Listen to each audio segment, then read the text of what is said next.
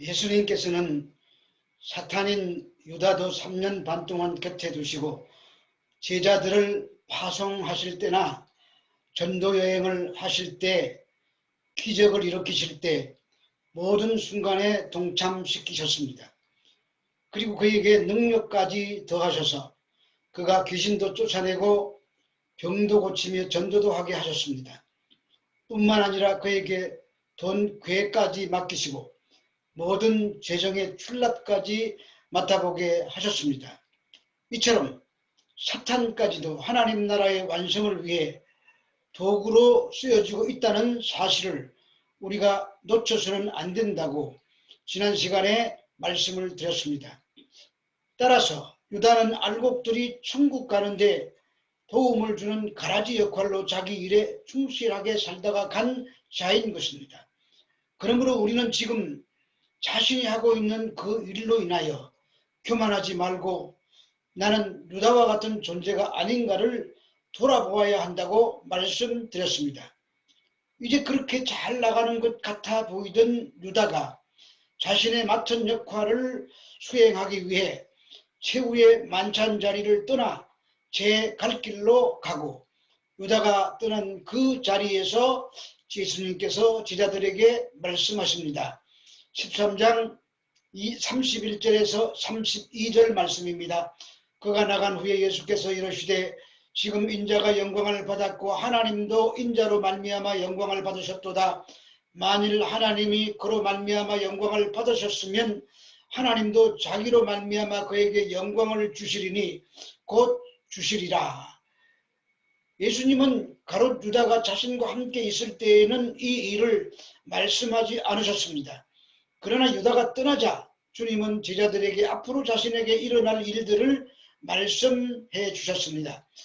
유다는 주님의 제자가 아니기 때문입니다. 그래서 유다가 예수님을 배반하여 대적자들에게 넘겨주는 것입니다. 그러나 유다의 그런 역할을 통하여 주님은 십자가의 죽음과 부활하심과 하늘에 오르시는 영광을 받게 됩니다. 그 일로 말미암아 하나님께서도 구속사역을 완전히 성취하시고 죄인들이 돌아와 구원을 받는 완전한 길이 열려 하나님께서 영광을 받으시게 되었다고 제자들에게 말씀하셨습니다. 그리고 이것은 하나님께서 창세전부터 예비하신 길이었습니다. 13장 31절로 32절 말씀입니다. 이는 하나님의 영광의 강체시요 그 본체의 형상이시라. 그의 능력의 말씀으로 만물을 붙드시며 죄를 정결하게 하는 일을 하시고 높은 곳에 계신 지극히 크신 이의 우편에 앉으셨느니라. 여기에서 우편이라는 말은 문자 그대로 우편을 말하는 것이 아니라 영광과 권능의 자리인 하나님의 보좌를 말합니다. 그리고 예수님이 영광을 받으셨고 하나님도 예수님을 인하여 영광을 받으셨다는 말은 결국 예수님의 십자가의 영광을 가리키는 표현입니다. 그 십자가의 죽음을 통해 하나님의 뜻이 성취되고 수많은 택함을 받은 하나님의 백성들이 하나님께 나아갈 수 있는 길이 열린 것입니다. 그것이 요한복음 1장 51절에 하늘의 문이 열리는 사건인 것입니다. 뿐만 아니라 예수님 자신도 그 사명을 완수하기 위해서 오셨으므로 자신이 영광을 받으신 것이고 또 하나님께서도 영광을 받으셨다고 하시는 것입니다. 그것은 십자가 안에 속죄와 부활과 승천이 들어있고 그 결과 하나님의 보좌 우편에 앉게 되는 영광이 나타나는 것이기 때문입니다. 본문 33절입니다. 작은 자들아 내가 아직 잠시 너희와 함께 있겠노라. 너희가 나를 찾을 것이나 일찍이 내가 유대인들에게 너희는 내가 가는 곳에 올 수 없다고 말하는 것과 같이 지금 너희에게도 이러노라. 작은 자들이란 나이가 어리고 성숙하지 못했다는 말이 아닙니다. 이것은 주님께서 제자들을 부르시는 애칭입니다. 유다가 떠나고 처음으로 제자들에게 하신 말씀입니다. 믿음이 어리고 하나님을 아는 지식이 부족하고 대적자들을 이길 만한 능력이 부족한 상태를 그렇게 부른 것입니다. 즉 작은 자들이란 이리 가운데 거하며 살아가야 하는 연약한 자신의 제자들을 말합니다. 그리고 내가 아직 잠시 동안 십자가에 못 박히기 전까지 짧은 시간 동안 너희와 함께 있다가 아버지께로 돌아가실 것을 말씀하셨습니다. 그러나 두려워하는 제자들에게 다음 14장에서 주님과 그들과 다시 만날 것을 약속해 주셨습니다. 그러면서 제자들에게 주신 말씀이 오늘 주제가 되는 새 계명입니다. 요한복음 13장 34절의 말씀입니다. 새 계명을 너희에게 주노니 서로 사랑하라. 내가 너희를 사랑한 것 같이 너희도 서로 사랑하라. 이것은 십계명에서도 하나님과 이웃을 사랑하라고 하셨기 때문에 시간적으로 볼 때에는 새 계명이 아닙니다. 그러나 구약의 옛 계명과 다른 점이 있습니다. 그것은 주님이 자신의 제자들을 사랑한 것 같이 너희도 사랑하라고 하신 것 때문입니다. 사랑을 몸소 십자가를 통하여 보여주신 것을 말을 하십니다. 새 계명은 전에 알려지지 아니한 새로운 계명이 아니라 구약시대부터 존재해 온 옛 계명인데, 이것이 새로운 것은 자존하신 하나님이 사람의 몸을 입고 세상에 오셔서 인간의 죄를 담당하시고 십자가에 죽으시고 다시 부활하신 그 예수님이 보여주신 그 사랑이 새 계명이라는 뜻입니다. 그래서 새 계명인 것입니다. 옛 계명인 율법이 폐지된 것이 아니라 주님께서 십자가로 다 성취해 주셨습니다. 그리고 율법은 지금도 여전히 유용하며 성도가 자신을 비춰볼 수 있는 거울과 같은 것입니다. 또한 율법은 선한 것이며 거룩한 것입니다.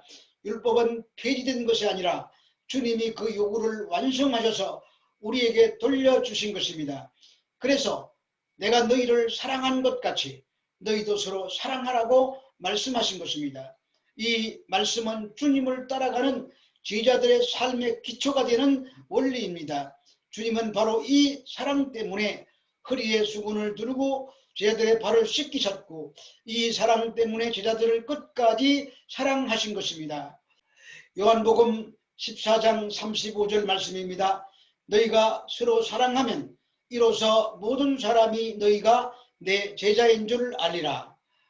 그리스도인들은 서로 사랑하는 것을 통하여 주님의 제자인가 아닌가가 판가름 납니다. 주님의 제자됨의 상징은 십자가를 옷에나 못에 달고 다니거나 예수 이름을 외쳐대는 것이 아닙니다. 진정한 주님의 제자의 표시는 주님이 우리를 사랑한 것 같이 우리가 형제를 사랑할 때 증명되는 것입니다. 그 제자됨의 은혜는 오직 내주하시는 성령으로부터 옵니다. 요한일서 2장 7절에서 8절 말씀입니다. 사랑하는 자들아, 내가 새 계명을 너희에게 쓴 것이 아니라 너희가 처음부터 가진 옛 계명이니 이 옛 계명은 너희가 들은 바 말씀이거니와 다시 내가 너희에게 새 계명을 쓰노니 그에게서와 너희에게도 참된 것이라. 이는 어둠이 지나가고 참빛이 벌써 비침이니라. 실로 이 계명은 옛부터 있어 온 것이었습니다. 그리스도께서는 그 계명을 사랑이라고 선언하심으로써 이미 있어 왔던 율법을 요약하여 말씀하신 것입니다. 마태복음 22장 37절에서 40절 말씀입니다.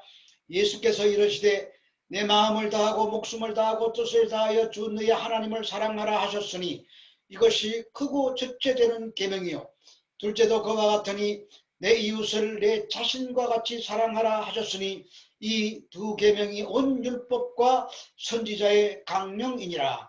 십계명을 어기는 것은 근본적인 의미에서 사랑을 위반하는 행위입니다. 그러므로 진실한 사랑의 삶을 살기를 원한다면 십계명을 어기는 일이 없어야 할 것입니다. 그러나 우리들은 그 계명을 다 지켜낼 수가 없습니다. 그래서 예수님께서 십자가에서 대신 죽으신 것입니다.